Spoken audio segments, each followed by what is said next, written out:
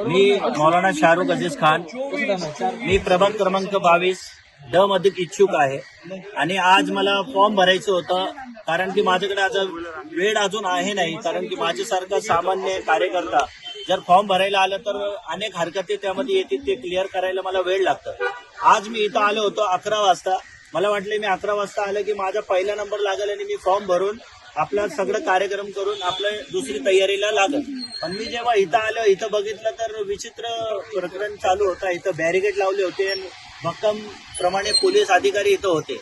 मी आतमध्ये गाडी टाकली, माझे कार्यकर्ते तिथं थांबले होते, कोणालाही आतमध्ये यायची परवानगी नव्हती. मी विचारलं काय झालं, तर सांगितलं मला 15 मिनिट थांबा, 15 मिनिटासाठी काम सगळं बंद आहे, तुम्ही नंतर या. आता 3 वाजले तुम्हाला आता 3 वाजले, मला आतापर्यंत सोडलं गेलं नाही आतमध्ये आणि वेळ पण संपली. आता त्यांचा मी नोटीस पाहिली होती, 25 तारखेला क्रिसमस होता, त्यासाठी फॉर्मचे अर्ज भरायचे बंद आहे आणि 28 तारखेलाही संडे त्यांनी सांगितलं, संडेला पण बंद आहे. मग एक दिवसात आता आम्ही काय करणार? जर कधी काय हरकत त्यांनी आम्हाला सांगितली की असं याची हरकत तुमच्यासाठी आली आणि ते तुम्हाला क्लिअर करायचं, तर आम्हाला अजून वेळ पाहिजे. आता काय पुढे करणार, काय तुम्ही निवडणूक आयोगात तक्रार करणार किंवा काय ह्यांची तक्रार काय करणार? आता बघा, आता मी तुमच्या माध्यमातून निवडणूक आयोगाला सांगतोय हे चुकीचं आहे.